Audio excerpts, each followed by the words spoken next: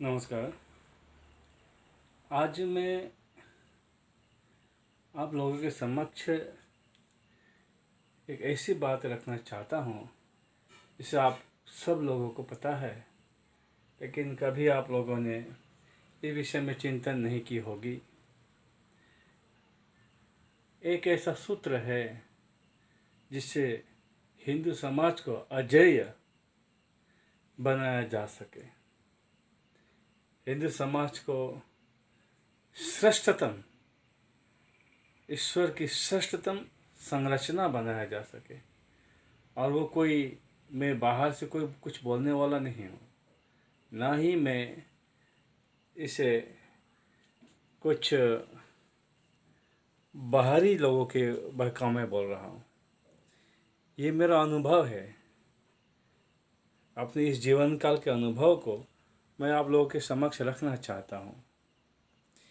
हिंदू समाज को अजेय बनाने का एक छोटा सा सूत्र जो हम सबको पता है, लेकिन इसे अभ्यास में नहीं लाए। आज समय आ चुका है कि हम इस सूत्र को समझें, अपनी दिनचर्या में लगावें और अपने आने वाली पीढ़ियों को इसी राह पे चलाएं।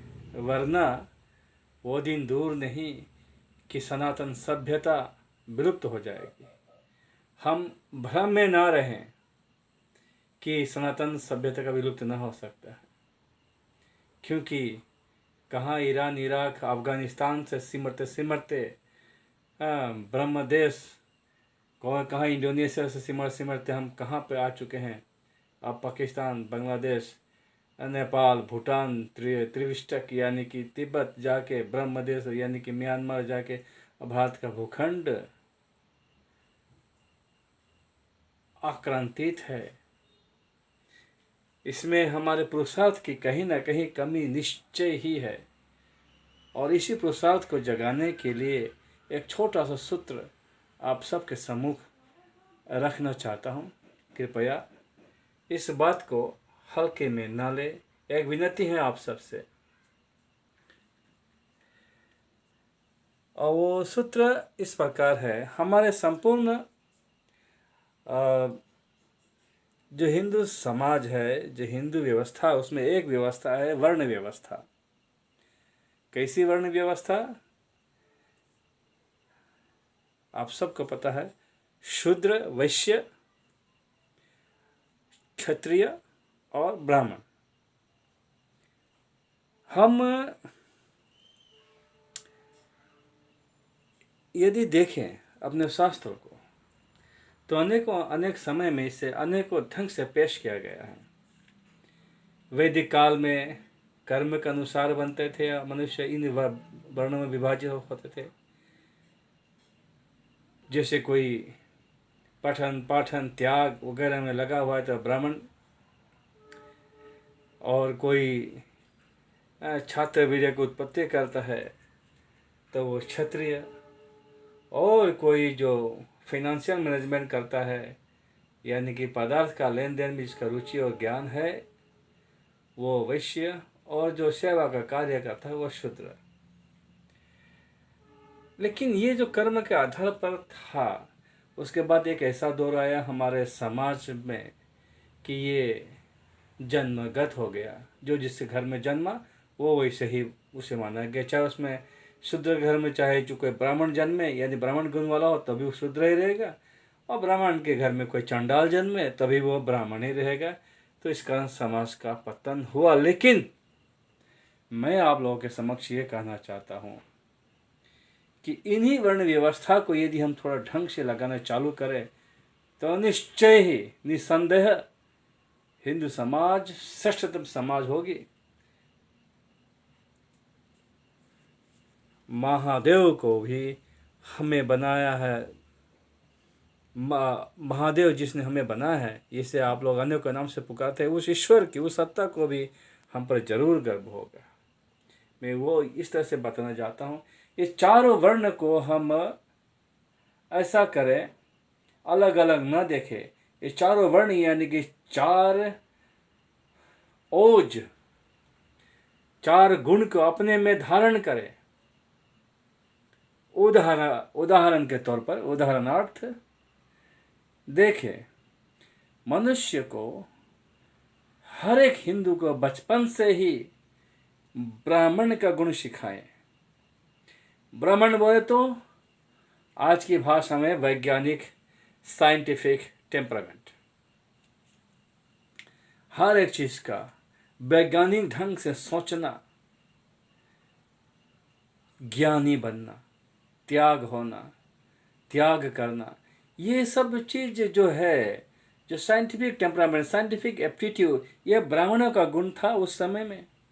लेकिन आज ये समय आ चुका है कि हर एक हिंदू अपने बच्चों में पहला कार्य करे कि वो साइंटिफिक टेम्परामेंट उसमें डेवलप कराए। इस तरह से अनेक जो बौद्धिक आक्रमण हम पे हो रहे हैं उससे बच जाएंगे और सत्य को अच्छी ढंग से हमारे पीढ़ियां देख पाएंगे। दूसरा, हर एक हिंदू संतान को युद्ध कला, मैं ये नहीं कह रहा हूँ कि हर एक को AK-47 लेके चलना पड़े या हथियार लेके चलना पड़े। हर एक हिंदू संतान को समर कला सिखावे। मेरा तात्पर्य यह है, वह समर कला यानी कि शारीरिक कला, यानी कि शरीर को स्वस्थ रखने की कला। आजकल के औलादे, आजकल के पीढ़ियाँ लंबे हो चुके हैं लेकिन शरीर में ओज तेजहीन है, शरीर ओज तेज से रहित होते जा रहे हैं। तो हर एक को ये अनिवार्य हो कि वो शारीरिक व्यायाम 1 घंटा दिन में अवश्य करे। शारीरिक ढंग से शरीर का बल बढ़ाए तो बुद्धि भी बढ़ेगी। इसके लिए अनेकों उपाय हैं, या योग करवाए, या कोई भी हमारे प्राचीन युद्ध कला है, जैसे कलरी है, जैसे अनेकों है, हर जगह पे, हर प्रांत पे है। तो कुश्ती वगैरह वगैरह सबको सिखावे, शरीर को सशक्त बनाए, और हो सके तो हर एक हिंदू के घर से एक न एक हिंदू का बच्चा जरूर देश की सेवा के लिए आगे बढ़े, सेना में भर्ती होए। उतना ना सही तो शरीर को सशक्त बनाने के लिए दिन में 1 घंटा का कसरत का अभ्यास तो डाल ही सकते हैं। और इसके लिए माता पिता को इसके लिए प्रोत्साहित करना पड़ेगा। तीसरा, फिनेंशियल मैनेजमेंट, वैश्य का गुण। हर एक हिंदू बच्चे में वैश्य का गुण अवश्य डालें, क्योंकि अर्थ एक शक्ति है,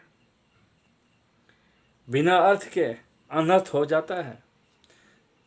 अर्थ को संचालन करने की शक्ति यानी कि फिनेंशियल मैनेजमेंट का गुण, वो कोई एक जाति का गुण नहीं होनी चाहिए। इसे हर एक हिंदू को सीखना चाहिए।